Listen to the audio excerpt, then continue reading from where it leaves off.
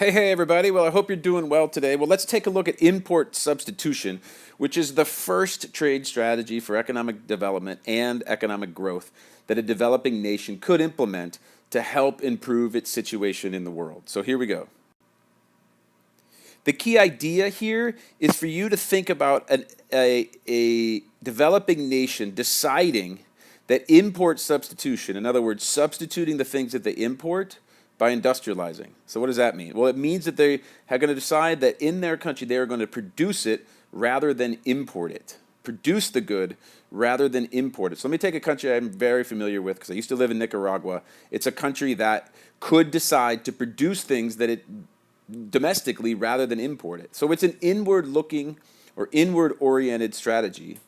And it's a strategy that a developing country should, whenever possible, produce goods domestically rather than import them, right? If you're bringing in certain goods from different countries and you could probably figure out a way to make them domestically, say in Nicaragua, then you should do it.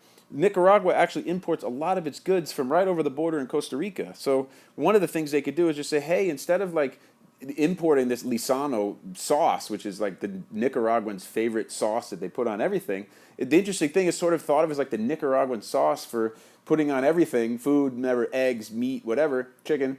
But guess where it's made? It's made in Costa Rica. So this is the opposite of export-led growth. This is saying, hey, we are going to substitute the things that are imported to our country by industrializing and creating them.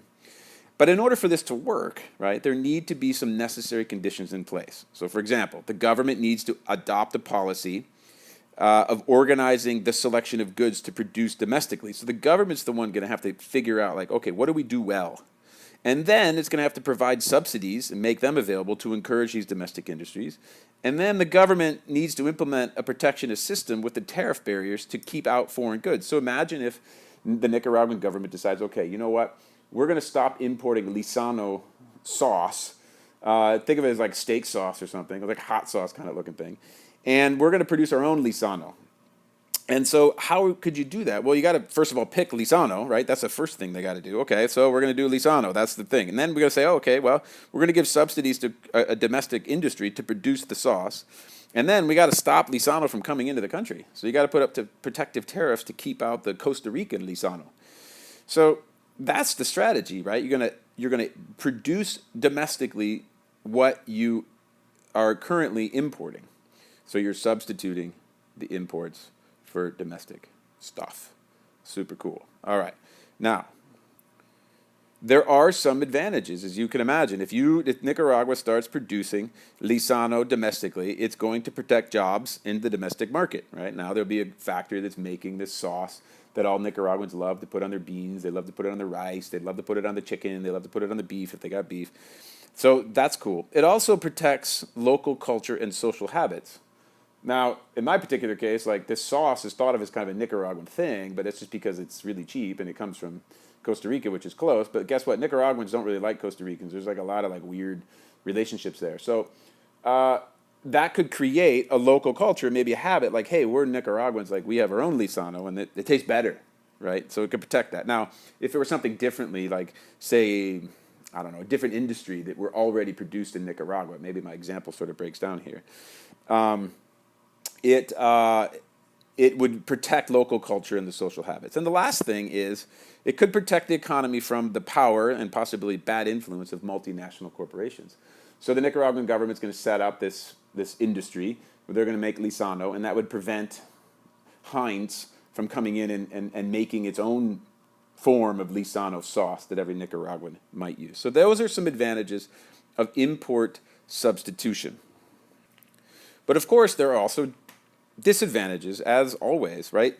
If all of a sudden Lisano is being domestically created, it may only protect jobs in the short run. And in the long run, economic growth may be lower in the economy, and a lack of growth may lead to a lack of job creation, right? Because you're going to have to put up protective tariffs. It also means that the country, if it does import substitution, does not enjoy the benefits to be gained from comparative advantage and specialization. So producing products relatively inefficiently when they could be imported from efficient foreign producers. So obviously Lisano, the Costa Rican form of Lisano, is like super good at it. That's why it's super cheap, and that's why people buy it, and that's why it's become known as like this Nicaraguan thing. But all of a sudden, if they are no longer importing it, it could be actually more expensive maybe.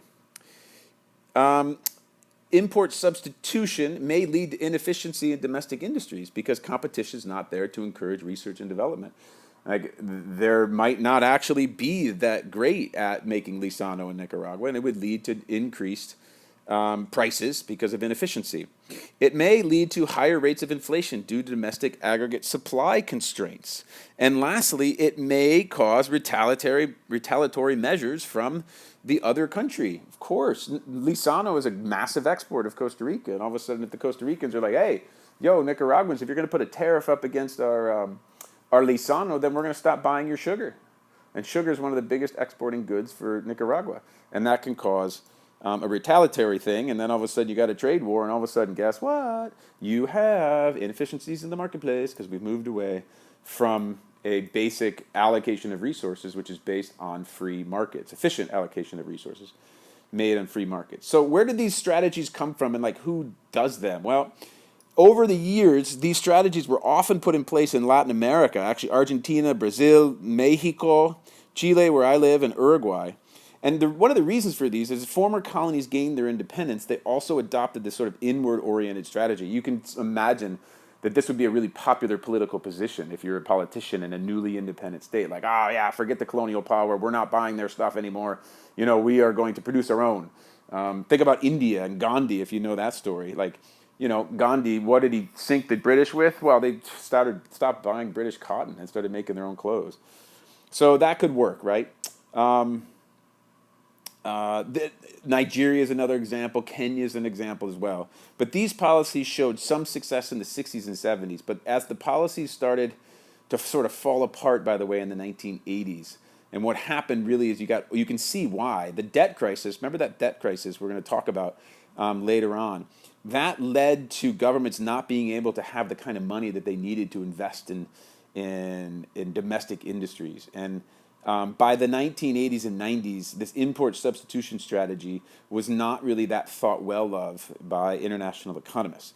What was, and what proved to be a little bit more successful, also has its drawbacks, is export promotion, which is the next strategy for developing nations to increase their growth and development. So check out the next video. I hope you found this one to be helpful, and we'll talk to you in a bit.